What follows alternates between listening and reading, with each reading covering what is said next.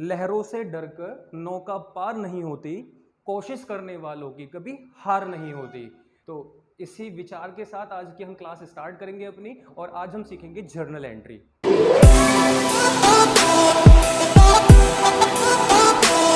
Hello दोस्तों, स्वागत है आपका हमारे YouTube चैनल राइज टू 100 में, जहां पे आप सीखेंगे 11th क्लास का चैप्टर नंबर 6 और 8 कंबाइंड, जिसमें हम रूल्स ऑफ डेबिट क्रेडिट के बारे में भी समझेंगे और साथ ही साथ हम जर्नल एंट्री कैसे प्रिपेयर की जाती है इसका भी ब्रीफ इंट्रो देंगे, और साथ में एक दो क्वेश्चन या एग्जांपल भी ट्राई करके देखेंगे कि जर्नल एंट्री कैसे प्रिपेयर की जाती है। जर्नल एंट्री को बनाने से पहले अगर आपने स्टार्टिंग के फर्स्ट, सेकंड, थर्ड, फोर्थ ये चैप्टर की अगर वीडियो नहीं देखी है, आपने उनको प्रिपेयर नहीं किया है, तो ऊपर आई बटन पे लिंक आ रहा होगा, नीचे डिस्क्रिप्शन में लिंक गिवन है, आप पहले उन्हें देखिए, उसके बाद आपको इस वाले टॉपिक पर आना है। इन सब चीजों को सीखना क्यों जरूरी है? क्योंकि 11th आपका कॉमर्स में जो आप स्टार्टिंग करते हो 11th क्लास से, तो ये बेसिक रहता है, और जितना बेस मजबूत होगा उतना ही आपको आगे आने वाली अकाउंटिंग समझ में आएगी बेहतर तरीके से। तो आपको करना यह है, पहले अपना बेस मजबूत करने के लिए हर एक छोटे से छोटे टॉपिक को पढ़ते हुए चलना है, और जब आप वो क्लियर कर लोगे तो आप जर्नल एंट्री पढ़ें। और जर्नल एंट्री सबसे इंपॉर्टेंट चैप्टर रहने वाला है आपके लिए, क्योंकि ये आप लाइफ टाइम यूज करोगे। Life time in the sense कि अगर आप कॉमर्स की फील्ड से जुड़े रहते हो, अकाउंटेंट या अकाउंटिंग की तरफ आप जॉब करने जाओगे, आगे अकाउंट्स लेके आप आगे कोई प्रोफेशनल कोर्स करते हो, सीए या ग्रेजुएशन, तो वहां पे आप डेबिट क्रेडिट ही करते रहोगे, और डेबिट क्रेडिट का ये रूल्स आपको जर्नल एंट्री सिखाती है। तो अगर हम बात करें जर्नल एंट्री की, अपना टाइम खराब ना करते हुए वापस आते हैं जर्नल पे। अभी तक अगर आपने हमारे चैनल को सब्सक्राइब नहीं किया है तो जरूर करें, ये मैंडेटरी है, क्योंकि आने वाली वीडियोस की नोटिफिकेशन आपके पास पहुंचेगी वो तभी जब आपने सब्सक्राइब किया हुआ होगा। पसंद आती है वीडियो तो लाइक करें और अपने फ्रेंड्स के साथ शेयर भी करें। तो journal, rules of debit and credit, दोनों चैप्टर्स को कंबाइन कर दिया, तो जर्नल की बात करने से स्टार्ट करेंगे, और उसी के बीच में रूल्स ऑफ डेबिट क्रेडिट भी हम सीख लेंगे। देखो जी, ये बोला जाता है कि जो जर्नल होती है ये हमारी प्राइमरी बुक होती है। कौन सी बुक होती है? प्राइमरी। प्राइमरी का मतलब होता है पहली स्टेज। जब आप अकाउंटिंग करते हो तो जो पहली स्टेज होगी वो आपकी जर्नल होगी। ऐसा क्यों? क्योंकि हमने फर्स्ट वीडियो में आपको बताया था कि अकाउंटिंग क्यों की जाती है। अकाउंटिंग की जाती है, कोई भी बिजनेस अपनी फाइनेंशियल स्टेटमेंट बनाता है। फाइनेंशियल स्टेटमेंट क्यों बनाता है? क्योंकि वो अपनी परफॉर्मेंस और पोजीशन चेक करना चाहता है। परफॉर्मेंस और पोजीशन कैसे चेक करते हैं? तो परफॉर्मेंस और पोजीशन चेक करने के लिए हमें फाइनेंशियल स्टेटमेंट बोले तो फाइनल अकाउंट बनाना होता है, और फाइनल अकाउंट में हमें इनकम, एक्सपेंस, एसेट्स, लायबिलिटी, इन सबको कंपेयर करके, इन सबको लिख के पता करना होता है कि प्रॉफिट हुआ, लॉस हुआ, कितनी एसेट्स, कितनी लायबिलिटी, इन सबकी जानकारी लेनी होती है। तो फाइनल रिजल्ट निकालना मतलब साल के लास्ट में कोई अकाउंटिंग करना। लेकिन साल के लास्ट में अकाउंटिंग कब करोगे? जब आपने डे टू डे की ट्रांजैक्शन को जर्नल एंट्री के रूप में, जर्नल एंट्री की फॉर्म में रिकॉर्ड किया होगा। तो इस वजह से अगर आपको फाइनल अकाउंट पे पहुंचना है, कहां पहुंचना है? फाइनल अकाउंट पे पहुंचना है, तो आपको उससे पहले क्या बनानी होगी? Journal entry. मतलब ये आपकी सीरीज हो गई। जैसे आप पढ़ाई करते हो, तो पढ़ाई करते हो, 12th करोगे, 10th करोगे, हायर स्टडी करोगे, कब करोगे? उससे पहले प्राइमरी एजुकेशन जरूरी है। अगर आपने नर्सरी से 5th क्लास तक अगर आपने पढ़ाई नहीं किया, आप डायरेक्ट 10th क्लास में, 6th क्लास में जाते हो, तो आपको ABCD का ज्ञान नहीं हो पाएगा, प्लस माइनस, जोड़ घटा गुणा भाग आपको नहीं आएंगे। तो जैसे एक विद्यार्थी के लिए प्राइमरी एजुकेशन जरूरी है, उसी तरीके से अकाउंटिंग सीखने के लिए जर्नल एंट्री मैंडेटरी होती है। तो जर्नल एंट्री कैसे सीखेंगे? तो जर्नल एंट्री सीखने का तरीका हो गया कि जर्नल एंट्री को पहले माइंड में फिट कर लो कि ये प्राइमरी स्टेज है, ये पहली स्टेज है, और ये ना सीखा तो अकाउंटिंग नहीं आएगी। चलिए स्टार्ट करते हैं। तो फाइनल अकाउंट, अब फाइनल अकाउंट किससे बनते हैं तो मैं थोड़ा सा और बताऊं। फाइनल अकाउंट बनाने के लिए ट्रायल बैलेंस होना जरूरी है। अब आप कहोगे आपने तो बोला जर्नल एंट्री से, मैंने कहा धीरे धीरे समझ लो कि ट्रायल बैलेंस से फाइनल अकाउंट बनते हैं। ट्रायल बैलेंस कैसे बनता है? तो ट्रायल बैलेंस के लिए लेजर होने जरूरी है, लेजर प्रिपेयर होने जरूरी है, जिसको अकाउंट बोल देते हैं। और लेजर किससे बनते हैं? तो लेजर बनते हैं जर्नल से, जिसको प्राइमरी बुक बोलते हैं। तो जर्नल है तो लेजर बनेंगे, लेजर है तो ट्रायल बैलेंस बनेगा, ट्रायल बैलेंस है तो फाइनल अकाउंट बनेंगे, और फाइनल अकाउंट होगा तो हम किसी कंपनी का, बिजनेस का रिजल्ट निकाल सकते हैं कि उसकी परफॉर्मेंस और पोजीशन ड्यूरिंग द ईयर, जब साल कंप्लीट हो गया तो कैसी रही, प्रॉफिट अर्न किया, लॉस इंकर्ड किया, एसेट, लायबिलिटी, इंटरनल, एक्सटर्नल, सब पता चल जाता है। लेकिन उससे पहले क्या हो गया, वापस घूम के आएंगे तो जर्नल एंट्री इंपॉर्टेंट है। अब जर्नल एंट्री को बनाने के कितने मेथड होते हैं? 2। पहला मेथड होता है ट्रेडिशनल। भैया देखना यार सही चल रहा है सब, एक बार देख लो, क्योंकि दोबारा मेहनत करनी बस की नहीं है एकदम। सब बढ़िया चल रहा है? उसमें से तो 1 मिनट की हुई है अभी तो। सब क्लियर दिख रहा है? ये भी दिख रहा है क्रेडिट डेबिट, सब दिख रहा है इधर यहाँ तक। चलिए भैया थैंक यू।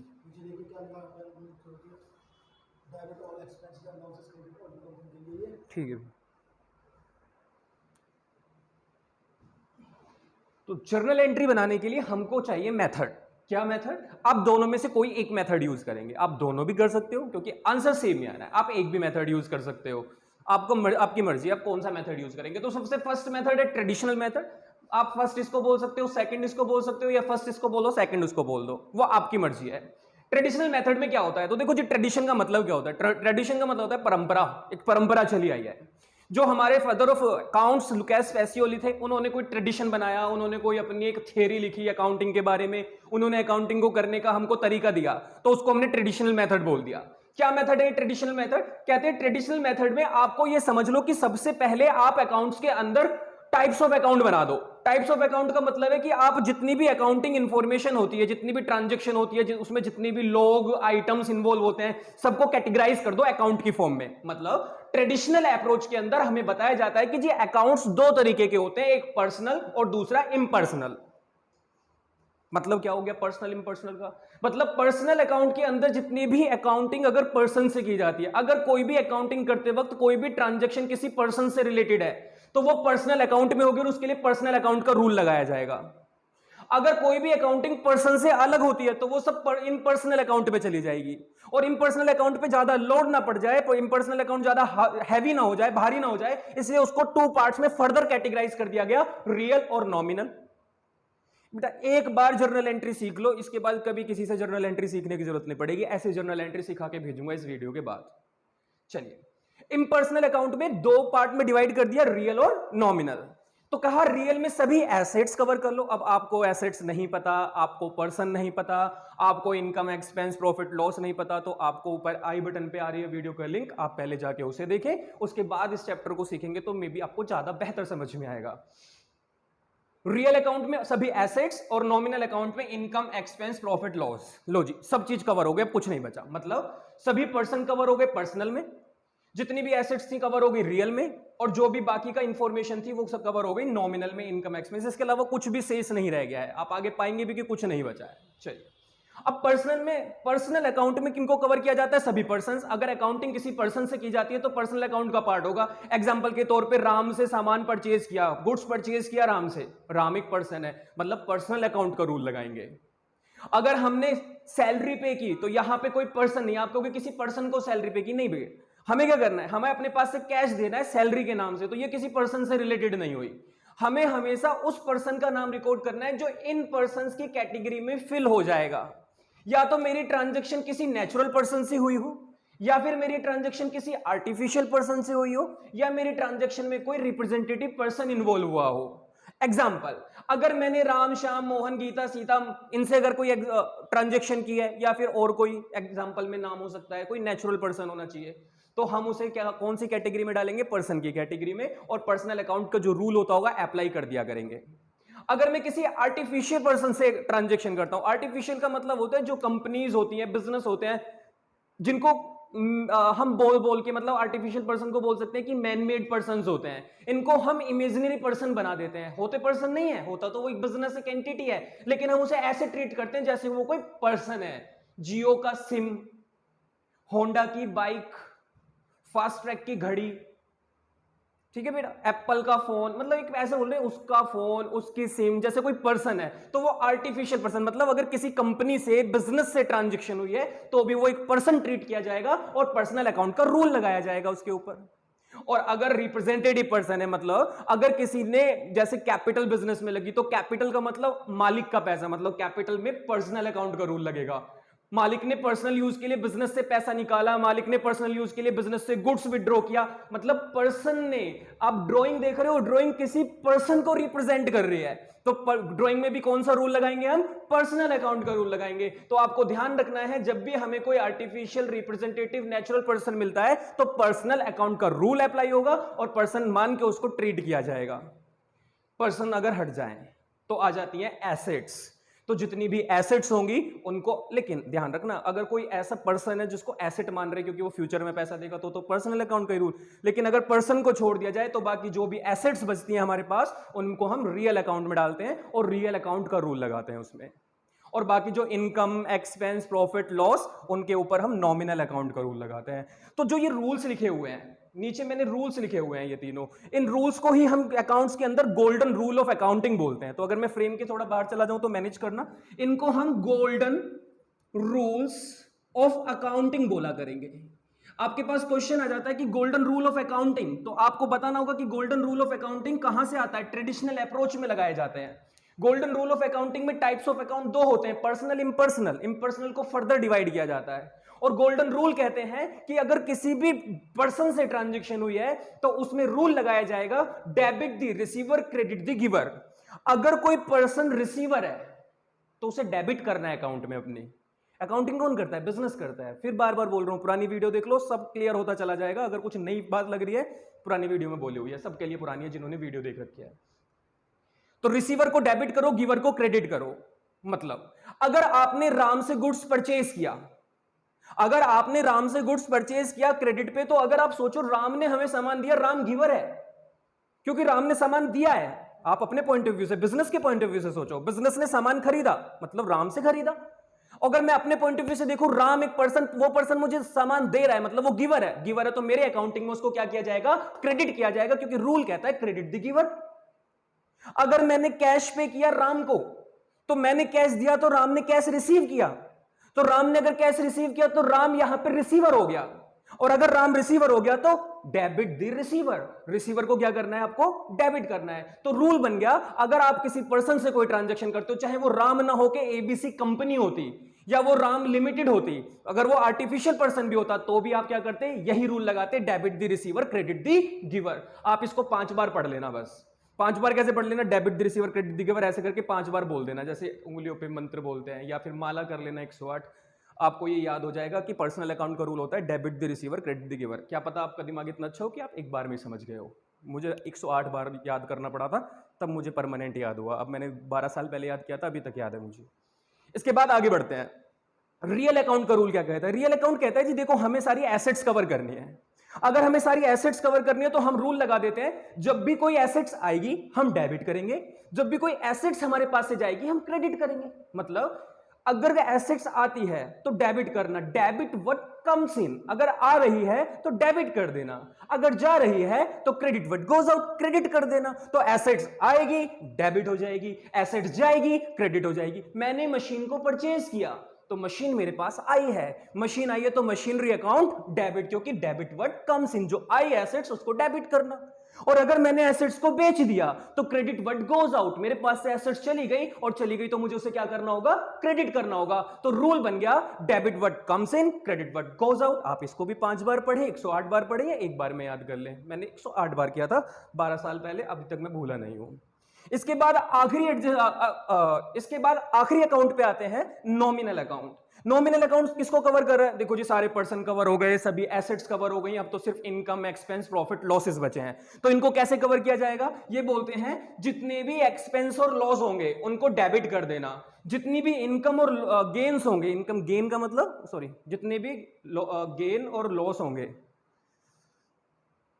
नॉमिनल अकाउंट क्या कहता है? जितने भी एक्सपेंस और लॉस होंगे उनको डेबिट करना, और जितनी भी इनकम और गेन्स होंगे उनको क्रेडिट करना। गेन्स का मतलब प्रॉफिट होता है ना, गेन को दूसरा प्रॉफिट भी बोल देते हैं। तो रूल बना debit all expense and loss, credit all income and gains. कोई आपने सैलरी पे की, आप कहते हो सैलरी तो हमारा एक्सपेंस होता है सर, मैंने कहा एक्सपेंस होता है तो किस अकाउंट का पार्ट हो गया? नॉमिनल का। नॉमिनल का रूल कहता है जो भी एक्सपेंस होगा उसको क्या करना? डेबिट। तो मतलब सैलरी को डेबिट किया जाएगा? मैंने कहा हाँ, सैलरी को डेबिट किया जाएगा। मैं कहता हूं आपको इंटरेस्ट रिसीव हुआ, आपने कहीं इन्वेस्टमेंट किया था, बैंक में पैसे डाल रखे हैं, किसी को ब्याज पे दे रखे थे, उसने आपको इंटरेस्ट दिया, आपको इंटरेस्ट रिसीव हुआ। आप कहते हो इंटरेस्ट रिसीव हुआ तो ये तो हमारी इनकम हो गई, प्रॉफिट हो गया। मैंने कहा चलो जी ठीक है, इनकम बोल लो, चलो प्रॉफिट बोल लो, कुछ भी बोलो। तो मैंने कहा अगर आपको इनकम हुआ तो ये तो नॉमिनल अकाउंट का पार्ट हो गया, क्योंकि जितनी भी इनकम्स होती होती हैं वो सब कहां कवर होती हैं? नॉमिनल अकाउंट में कवर होती हैं। तो अगर ये मेरी इनकम हो गई तो इनकम का रूल कहता है, मतलब नॉमिनल अकाउंट का रूल कहता है क्रेडिट ऑल इनकम, जितनी भी इनकम होती है सबको क्रेडिट कर देना। मैंने कहा बस यही तो करना है, क्रेडिट ऑल इनकम। तो मतलब अगर मुझे इंटरेस्ट रिसीव हुआ तो मैं अपने अकाउंट में उसे क्रेडिट कर दूंगा। तो रूल बन गया debit all expense and loss, credit all income and gains. Simple, 5 बार पढ़ लेना, 108 बार पढ़ लेना जिनको देर में याद होता है, और एक बार में हो गया तो वेरी वेरी गुड। तो ये हमारी ट्रेडिशनल अप्रोच होती है। तो ट्रेडिशनल अप्रोच में गोल्डन रूल याद रखने होते हैं। तो मॉडर्न टाइम के युवा जनरेशन, नई जनरेशन ने क्या सोचा कि इतने सारे थिएटर बोलो, इतने सारे ये रूल्स याद करने से अच्छा है कि कोई शॉर्टकट मिल जाए। तो उस शॉर्टकट के लिए काम करता है rules of debit and credit, कि डेबिट और क्रेडिट किस तरीके से वर्क करते हैं, क्या होता है डेबिट, क्या होता है क्रेडिट। पहली वीडियो में जाके देख लो, समझ में आ जाएगा। तो मॉडर्न अप्रोच में क्या कहा गया कि थोड़ा शॉर्टकट बता दो, इतना सारा ना सोचना पड़े। पहले ये सोचो कि ये पर्सन है, फिर ये सोचो कि क्या ये कोई एसेट है, फिर ये सोचो कि क्या ये कोई इनकम एक्सपेंस है, उसके बाद फिर उसका रूल याद करो क्या होता था, उसके बाद रूल याद आ गया तो फिर उसको अप्लाई करो। क्या कोई शॉर्टकट नहीं है? हमने कहा मॉडर्न अप्रोच में शॉर्टकट ही शॉर्टकट भरे पड़े। मॉडर्न अप्रोच अगर याद करनी है तो बस ये 5 टर्म्स याद कर लो। टर्म्स आपको पता है, इनका नेचर याद कर लो। एसेट्स क्या होती है आपको पता है, पुरानी वीडियो में बताया हुआ है, लेकिन इसका नेचर कैसा होता है? तो एसेट का नेचर डेबिट का होता है। ध्यान रखना, एसेट्स का नेचर डेबिट का और एक्सपेंस का नेचर डेबिट का। एसेट्स और एक्सपेंस दोनों डेबिट होते हैं और बाकी लाइबिलिटीज, इनकम्स, कैपिटल सब क्रेडिट होते हैं। अब मैं आपको याद रखने के लिए एक और बता दूं, इनकम के साथ आप प्रॉफिट जोड़ लो, क्योंकि इनकम बोलो तो प्रॉफिट माइंड में आएगा, और एक्सपेंसेस बोलूं तो लॉस माइंड में आएगा। तो जैसे एक्सपेंस का नेचर डेबिट का तो लॉस का भी नेचर डेबिट का होगा, और इनकम का नेचर क्रेडिट तो प्रॉफिट का नेचर भी क्रेडिट का ही होगा। अब यहां पे एक बात आ जाती है दिमाग में कि हमें यह बताओ एसेट्स का नेचर डेबिट का क्यों है, लाइबिलिटी का नेचर क्रेडिट का क्यों है। तो जी इसके लिए हम आपको एक बात बोलना चाहेंगे कि जो हमारे पूर्वज लुकास पेसियोली, उन्होंने ये बोला कि एसेट डेबिट का नेचर रखा करेगी, लाइबिलिटी क्रेडिट का नेचर रखा करेगी। तो हमने उनकी बात पे आंख बंद करके विश्वास कर लिया। मैंने कोई क्वेश्चन नहीं किया उनसे, जो हमारे टीचर हुए उन्होंने कोई क्वेश्चन नहीं किया, और उनके जो टीचर हुए, जो टीचर वहां से शुरू, उनके स्टूडेंट ने भी कभी उनसे ये क्वेश्चन नहीं पूछा, क्योंकि जब पूछा था तो उन्होंने कहा आंख बंद करके इस पे विश्वास कर लो, एसेट डेबिट और लाइबिलिटी क्रेडिट होती है। हमने कहा ओके, तो आपको क्या करना है, यकीन कर लो, मान लो, विश्वास कर लो कि एसेट हमेशा डेबिट होगी, लाइबिलिटी हमेशा क्रेडिट होगी, और एसेट लाइबिलिटी से ही बाकी के नेचर बनाए जाएंगे। देखो मैं सब पे प्रूफ दूंगा, कैपिटल का नेचर क्यों क्रेडिट का होता है मैं बताऊंगा, लेकिन एसेट और लाइबिलिटी का नेचर डेबिट क्रेडिट होता है, यह आपको मान लेना है, याद रखना है। चलिए, तो मैं आपको कैपिटल का नेचर क्यों क्रेडिट का होता है ये इस पे बता सकता हूं कैसे होता है।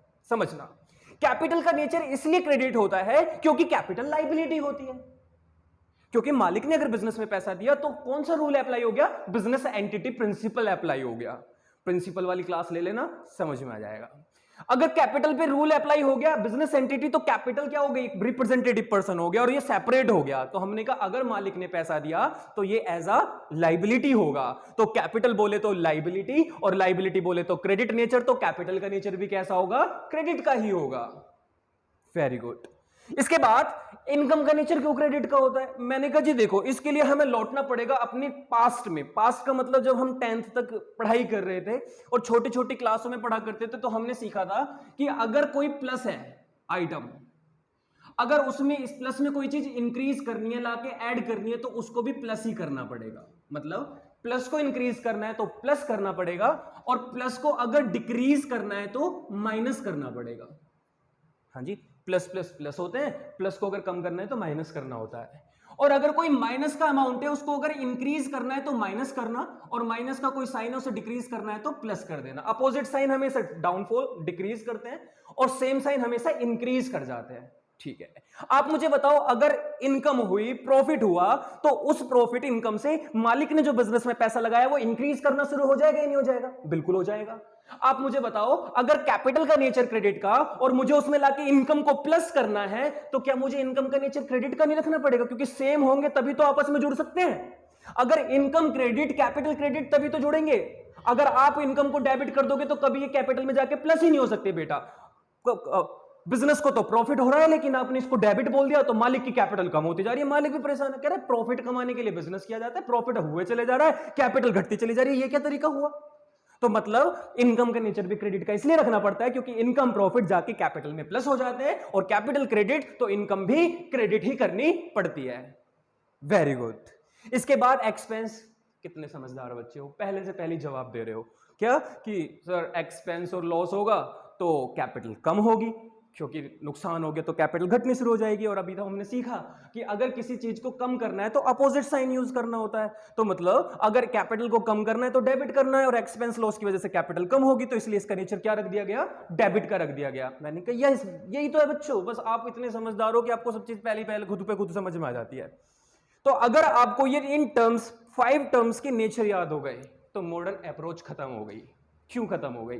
क्योंकि मैं यहां पे रूल लगाऊंगा डेबिट और क्रेडिट का, जो चैप्टर नंबर 6 में सिखाया जाता है, और मामला खत्म हो जाएगा। इसके बाद हम एग्जांपल लेके आपको दोनों मेथड को कंबाइंड करके दिखाएंगे कि कैसे लगा के हम सोच सकते हैं। दोनों मेथड सोच के एंट्री सेम बनाएंगे। क्या रूल है?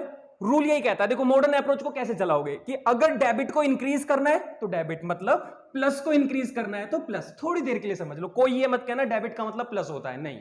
मैं सिर्फ समझाने के लिए बोल रहा हूं कि डेबिट अगर प्लस है तो अगर मुझे डेबिट को इंक्रीज करना है तो डेबिट ही करना होगा। ये डेबिट का रूल कहता है, वो डेबिट क्रेडिट रूल कहता है।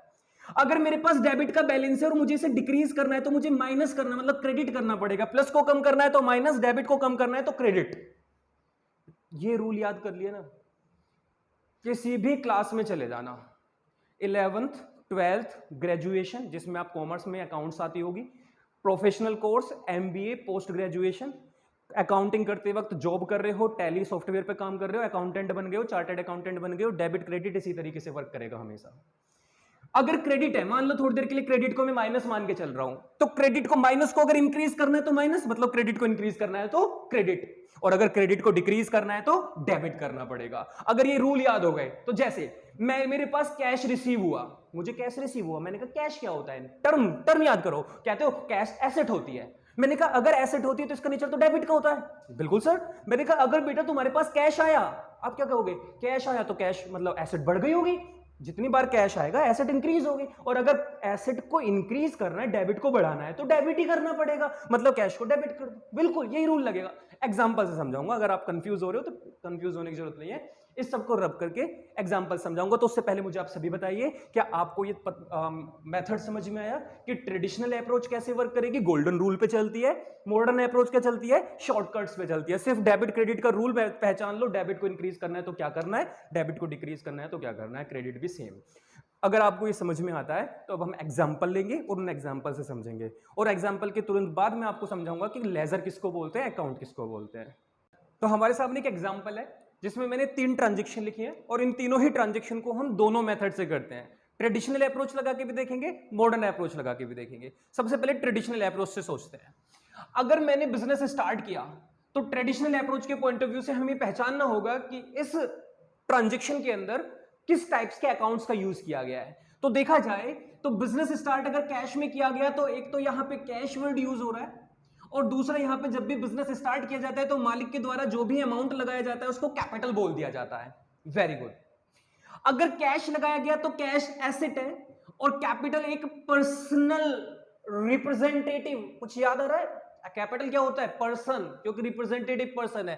तो कैपिटल क्या है? कैपिटल को थोड़ी देर के लिए यहां पे कैपिटल लिखते हैं, क्योंकि कैपिटल खुद में अपने आप एक टर्म है। ठीक है। एसेट्स किस अकाउंट का पार्ट होती है? रियल। कैपिटल किस अकाउंट का पार्ट होती है? पर्सनल। Very good. दोनों अकाउंट के रूल लगाओ। आप कहते हो एसेट्स में रियल अकाउंट आया, मतलब रियल अकाउंट का रूल कहता है debit what comes in, credit what goes out. अगर एसेट आ रही है तो डेबिट, जा रही है तो क्रेडिट। अगर बिजनेस शुरू हुआ तो बिजनेस में तो पैसा आया, क्योंकि मालिक ने पैसा दिया, तो बिजनेस पॉइंट ऑफ व्यू से तो कैश आ रहा है, और आ रहा है तो कम सीन हो रहा है, और कम सीन हो रहा है तो कैश अकाउंट डेबिट हो जाएगा अकाउंटिंग में। तो रूल बेटा लिखने का क्या तरीका है? कैश अकाउंट के आगे डेबिट लिखना। फॉर्मेट क्या होता है? तो मैं फॉर्मेट आपको बता देता हूं। एक तो डेट का कॉलम बना करेगा, एक पर्टिकुलर्स का कॉलम बना करेगा। ये मैं आपको जब क्वेश्चन करके दिखाऊंगा उसमें समझा दूंगा कि फॉर्मेट क्या होता है। फिर एक एलएफ का कॉलम बनाते हैं और डेबिट क्रेडिट का बैलेंस। तो कैश अकाउंट डेबिट कर दिया, क्यों? क्योंकि हमारे पास एसेट आ गई। अब हमने कहा कैपिटल, तो पहली चीज तो ये होगी, बहुत से बच्चे यहां पे बोलेंगे कि कैपिटल क्रेडिट हो जाएगा अपने आप, अब इसको बताओ मत। मैंने कहा फिर भी सोचने में क्या जा रहा है। अगर कैपिटल एक पर्सनल अकाउंट का पार्ट होगी, रिप्रेजेंटेटिव पर्सन है, हमें ये बताओ अगर मालिक ने बिजनेस को पैसा दिया तो मालिक कौन हो गया? गिवर है भाई, तू गिवर है, मालिक तू गिवर है, क्यों? क्योंकि तूने हमें पैसा दिया है। अगर तू गिवर है तो पर्सनल अकाउंट का रूल कहता है क्रेडिट द गिवर, तो क्रेडिट द गिवर हो गया क्रेडिट गिवर। बिल्कुल बेटा, ये एंट्री बनानी थी आपको। आप कहते हो ट्रेडिशनल नहीं, बहुत सोचना पड़ रहा है, रियल लगाओ, वो सॉरी मॉडर्न अप्रोच लगाओ, मॉडर्न अप्रोच से शॉर्टकट कर दो। मैंने कहा ठीक है, आपके पास कैश आया मतलब आपके पास एसेट आई, एसेट आई तो एसेट को इंक्रीज करो, एसेट का नेचर डेबिट का, डेबिट को इंक्रीज करना है तो डेबिट ही किया जाएगा, कैश अकाउंट डेबिट।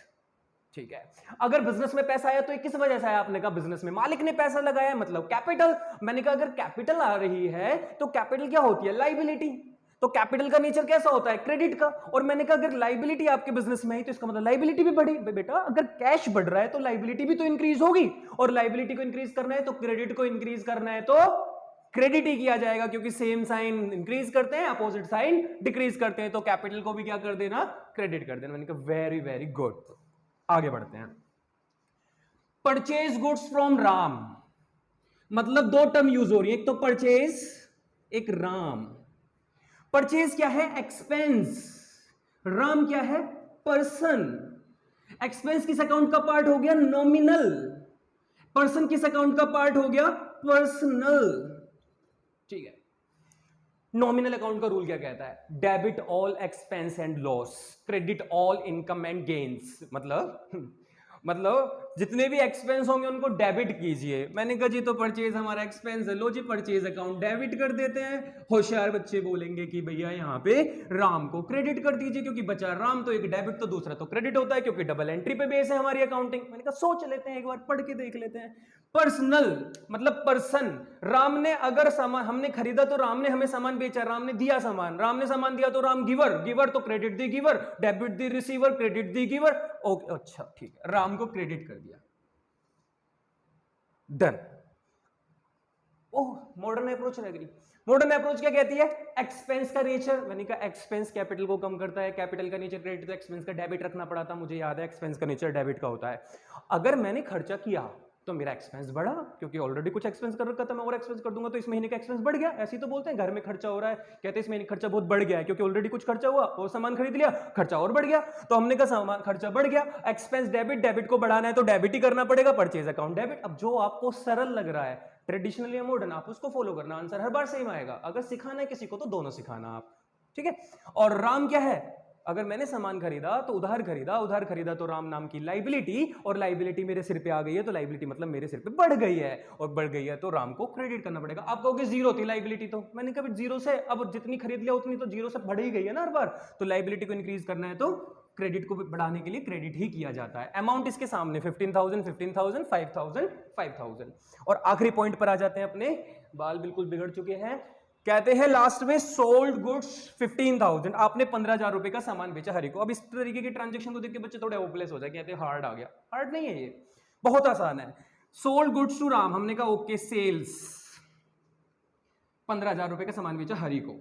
मैंने कहा लो जी Hari, half of the amount receive at the time of sale, आधा अमाउंट रिसीव हो गया मतलब कैश। और कहते हैं हमने कैश डिस्काउंट भी दिया था, क्योंकि किसी ने हमें सब पैसा तुरंत दिया तो हमने उसको डिस्काउंट अलाउ कर दिया था, तो मैं यहां पे लिख देता हूं डिस्काउंट अलाउड, डिस्काउंट अलाउड लिख दिया। अब बताओ सेल्स क्या होती है? आप कहते हो सेल होती है हमारी इनकम, इनकम बोले तो नॉमिनल, ओके। हरी को ने पर्सन, पर्सन बोले तो पर्सनल, ओके। कैश क्या है मेरी? एसेट्स, एसेट्स बोले तो रियल अकाउंट। डिस्काउंट अलाउड मतलब मैंने किसी को डिस्काउंट दिया, मतलब मैंने अपना लॉस कर दिया, क्योंकि मुझे ज्यादा पैसा मिलता मुझे कम मिलेगा। लॉस बोले तो नॉमिनल, ओके। अब कहते हो रूल लगा दो भैया, मैंने कहा रूल लगा देते हैं बेटा। कैसे रूल लगेगा? नॉमिनल अकाउंट कहता है क्रेडिट ऑल इनकम, जितनी भी इनकम होंगी उनको क्रेडिट करना। मैंने कहा लीजिए सेल्स अकाउंट क्रेडिट, जितनी भी इनकम उसको क्रेडिट कर दिया, इसका ट्रांजैक्शन तो कंप्लीट हो गई। हरी, हमने सामान बेचा, हरी ने सामान खरीदा, हरी ने सामान खरीदा तो हरी रिसीवर हो गया, रिसीवर, क्योंकि वो सामान बेचता तो गिवर होता है ना, खरीद रहा है तो मुझसे उसने सामान लिया, वो रिसीवर हो गया। रिसीवर हो गया तो हरी को डेबिट कर दो। मैंने कहा लीजिए हरी डेबिट, ये भी हो गया। रियल अकाउंट, एसेट, अगर हरी ने सामान खरीदा तो हरी ने मुझे कैश भी दे दिया, आधा दे दिया, आधा कैश दे दिया ना, हाफ अमाउंट उसने मुझे पे कर दिया होगा, हाफ अमाउंट रिसीव हो गया तो कैश आ गया, कैश आ गया तो डेबिट वर्ड कम्स इन, अगर आ रहा है तो डेबिट होगा, तो हरी के साथ कैश अकाउंट को भी डेबिट कर दीजिए। ओके, उसके बाद कैश के बाद कैश तो कर लिया, ये भी पॉइंट क्लियर हो गया। Discount allowed, loss nominal account कहता है debit all expense and loss, debit all expense and loss, debit all expense and loss को डेबिट करना होता है, तो डिस्काउंट अलाउड अकाउंट डेबिट। मतलब आपको 15,000 रुपीज का सामान बेचा, उसमें से 7,500 रुपए तो हरी पे भी बचे हुए हैं। आप कहोगे पूरे 15,000 से हरी, नहीं, उसने जितने रुपए दे दिए उसके वो तो खत्म हो गए ना, उसके ऊपर से जितने उसको उधार है वही तो नाम लिखा जाएगा उतने से उसका। आपकी परचूने की दुकान, आपका प्रोविजनल स्टोर, जर्नल स्टोर, आपने किसी को सामान बेचा, अगर वो पैसा दे गया तो क्या जहां पे आप डायरी बनाते होगे उसको उसका नाम लिखोगे? नहीं लिखोगे। अगर वो सामान ले गया और पैसे नहीं दे के गया तो आप याद करने के लिए उसका नाम लिखोगे, उसके सामने अमाउंट लिखोगे। अगर मैं आपकी दुकान पे आया, मैंने आपसे 2,000 रुपए का सामान खरीदा, मैंने कहा लो बच्चों 1,000 रुपए आज ले लो, 1,000 रुपए बाद में ले लेना, तो आप अपनी डायरी में मेरा नाम लिख के मेरे सामने 1,000 लिखोगे, क्योंकि 1,000 तो मैं दे गया, जो उधार होता है वही तो लिखा जाता है। वही चीज हमने यहां पे लिख दी, तो हमने हरी को डेबिट कर दिया 7,500 रुपीज से। कैश अकाउंट भी डेबिट करना है। अब कैश में मुझे कितने मिले बेटा? बचे हुए 7,500 नहीं मिले होंगे, उसमें से मैंने जो मुझे कैश तुरंत दे रहा था, तो मैंने खुश होके इस लालच में कि सारे पैसे आज ही दे जाए, मैंने उसे 10% का डिस्काउंट दे दिया था। मतलब मुझे उसने 6,750 6,750 रुपीज पे कर दिया उसने। ओके, तो मुझे कैश रिसीव हुआ 6,750, तो बाकी 750 रुपए कहां गए? वो 750 रुपए डिस्काउंट, 750 रुपीज डिस्काउंट में। आप अभी भी देखोगे तो डेबिट क्रेडिट बराबर चल रहा है। कुछ बच्चों के दिमाग में आ जाता है एक डेबिट एक क्रेडिट होता है, यहाँ पे तो 3 डेबिट एक क्रेडिट हो रहा है। नहीं, हमेशा जितना अमाउंट डेबिट हुआ उतना अमाउंट क्रेडिट होता है, ये आपको माइंड में सेट करने की जरूरत है। ये कभी मत सोचना कि एक डेबिट एक क्रेडिट होगा, दो एक से ज्यादा डेबिट नहीं हो सकता। डेबिट कितनी भी कर लो, 5 6 7 8 डेबिट कर लो, लेकिन जितना डेबिट हुआ उतना ही क्रेडिट भी होना चाहिए, ये डबल एंट्री का रूल कहता है। तो ये था हमारा। अब आप कहोगे इसमें मॉडर्न अप्रोच, तो बच्चों कितने होशियार हो चुके हो आप, आपको पता है हरी क्या है? हरी हमारा एक डेटर है। क्यों? क्योंकि हमने सामान बेचा तो हमारी एसेट बन चुकी है, और अगर वो हमारी एसेट बन चुकी है, डेटर एसेट, और एसेट बन चुकी है तो एसेट डेबिट होती है, तो हरी को डेबिट कर दिया। कैश मुझे मिला तो एसेट आई, एसेट आएगी तो एसेट का नेचर डेबिट का, बढ़ाएंगे तो डेबिट ही करेंगे, क्योंकि डेबिट को इंक्रीज करने के लिए डेबिट ही किया जाता है। कैश डेबिट कर दिया। आप कहते हो आपको लॉस हो गया, मैंने कहा बेटा लॉस मेरा बढ़ गया है तो लॉस का नेचर, एक्सपेंस का नेचर डेबिट का होता है, इसको बढ़ाना है तो इसको भी डेबिट ही करना पड़ेगा। और सेल हमारी इनकम होती है, इनकम का नेचर क्रेडिट का होता है, सेल हुई तो इनकम बढ़ी, क्रेडिट को बढ़ाना है तो क्रेडिट ही करना, सेल्स को क्रेडिट कर दिया। हाँ जी, लेजर। तो देखो लेजर बोलो अकाउंट बोलो एक ही बात है, इसमें कोई डिफरेंस नहीं है। अब क्या होते हैं लेजर? तो जो आप जर्नल एंट्रीज बनाते हो, उन जर्नल एंट्री के अमाउंट को हमें फिर पोस्ट करना होता है, ट्रांसफर करना होता है अकाउंट के फॉर्मेट में। तो अकाउंट का फॉर्मेट कैसा होता है? तो अकाउंट का फॉर्मेट एक टी शेप फॉर्मेट होता है। देखो हम इसको टी शेप बना देते हैं, मतलब दो पार्टीशन करते हैं, एक राइट हैंड साइड और एक left hand side. Right hand side को हम बोलते हैं ये हमारी राइट हैंड साइड को बोलते हैं कि ये हमारी क्रेडिट की साइड रहेगी, इधर की तरफ हम क्रेडिट ट्रांजैक्शन रिकॉर्ड किया करेंगे, जो भी इस अकाउंट से रिलेटेड क्रेडिट बैलेंस हुआ करेंगे उनको हम इधर की तरफ लिखा करेंगे, राइट हैंड साइड, ये क्रेडिट साइड है। और जो भी डेबिट, मतलब जो भी बैलेंस इस अकाउंट से रिलेटेड डेबिट बैलेंस हुआ करेगा या डेबिट ट्रांजैक्शन हुआ करेंगे, उनको हम इधर डेबिट साइड लिखा करेंगे। तो लेजर एक टी शेप फॉर्मेट होता है जिसकी right hand side credit, left hand side debit होती है। इसको कैसे बनाते हैं? तो यहां पे आप लिखना पी ए। तो इस अकाउंट को बनाने के लिए आपको यहां पे पापा लिखना होगा, PA। पी का मतलब पर्टिकुलर्स, पर्टिकुलर्स का मतलब होता है वो रीजन जिस वजह से ये अकाउंट डेबिट हुआ, और ए से मतलब अमाउंट, अमाउंट का हम सिंबल बना देते हैं, रुपीज का सिंबल। फिर वही क्रेडिट साइड, किस वजह से इस अकाउंट में क्रेडिट साइड बैलेंस आया और वो कितना अमाउंट आया। तो हमें क्या करना है? Particulars amount, particulars amount. अगर आप अकाउंट मंथली बना रहे हो, क्या बना रहे हो? मंथली, या फिर आप वीकली बनाते हो, जिस भी तरीके से आप अकाउंट्स बना रहे हो, तो आप इसमें एक डेट का कॉलम ऐड कर सकते हो। अगर मैंडेटरी ना है तो जरूरत नहीं है, लेकिन अगर कहीं पे जरूरत पड़ती है डेट का कॉलम बनाने की, तो आप यहाँ पे डेट का कॉलम भी ओपन कर सकते हो। और साथ ही साथ आपको ये और आपकी बुक में बना मिलेगा एक टेम्परेरी बेसिस पे हाँ जी, यहां पे आपको JF लिखा मिल सकता है, तो आप यहां पे JF भी लिखा करेंगे। तो कहने का मतलब ये हो गया कि आप जो लेजर बनाएंगे हर एक पर्टिकुलर आइटम के लिए पर्टिकुलर अकाउंट बनाया जाएगा। इस अकाउंट के ऊपर वही जैसे कैश अकाउंट बना रहे हो तो इस पे हेडिंग डालना कैश का लेजर है तो कैश अकाउंट, लेजर अकाउंट एक ही बात है। कुछ बच्चे पूछते हैं कैश लेजर नहीं लिख सकते, लिख सकते हो लेकिन अकाउंट लिखते हैं तो ज्यादा सूटेबल लगता है, आसान लगता है पढ़ने में, और अकाउंट लिख रहे हो तो समझ जाते हैं कि लेजर ही बनाया जा रहा है। और बस पर परचेज अकाउंट आता था तो परचेज अकाउंट लिख देते, कैपिटल अकाउंट, मशीनरी अकाउंट, बस सब अकाउंट इसी फॉर्मेट से बनेंगे। डेट का कॉलम तब नहीं बनाना जब आप एनुअल अकाउंटिंग कर रहे हो। अगर आप मंथली कर रहे हो डे टू डे की ट्रांजैक्शन तो आप डेट का कॉलम बना सकते हो। जेएफ का कॉलम मैंडेटरी नहीं है, ये भी आप बना सकते हो अपनी सुविधा के लिए। अगर कुछ आपके स्कूल के टीचर ये कहते हैं कि इसके बिना हम नंबर काट लेंगे, आपके मार्क्स काट लेंगे, तो आप ये भी बनाना, वरना तो उसकी भी कोई जरूरत नहीं है। और इस तरीके से लेजर प्रिपेयर किए जाते हैं और फिर जर्नल को क्या किया जाता है, लेजर में पोस्ट किया जाता है। जो आपने जर्नल एंट्रीज अभी प्रिपेयर करनी सीखी उस जर्नल को उठा उठा कर अकाउंट में डाल दिया जाता है, जिस अकाउंट की वो होती है उन अकाउंट्स को बना के, और इन्हीं जर्नल को उठा के अकाउंट में पटकना लेजर के अंदर पोस्टिंग कहलाता है। क्या कहलाता है, पोस्टिंग। ये लिखा बड़े बड़े अक्षरों में पोस्टिंग। तो पोस्टिंग करना भी आप कहां सीखते हो, 11th क्लास में सीखते हो, जब आप जर्नल से क्या करते हो, पोस्टिंग। तो जर्नल से अकाउंट बनाना मतलब पोस्टिंग करना। तो ये हो गया आपका chapter number 6 as well chapter number 8। तो अगर आपको ये वीडियो पसंद आई तो आप इसे लाइक करें, अपने फ्रेंड के साथ शेयर करें, और अगर अभी तक आपने हमारा चैनल सब्सक्राइब नहीं किया है तो आप हमारे चैनल को सब्सक्राइब कर लें, क्योंकि हम इसी तरीके से आपको इसी तरीके से अकाउंट्स पढ़ाते रहेंगे वीडियो दर वीडियो आकर। चलिए बाय बाय, धन्यवाद।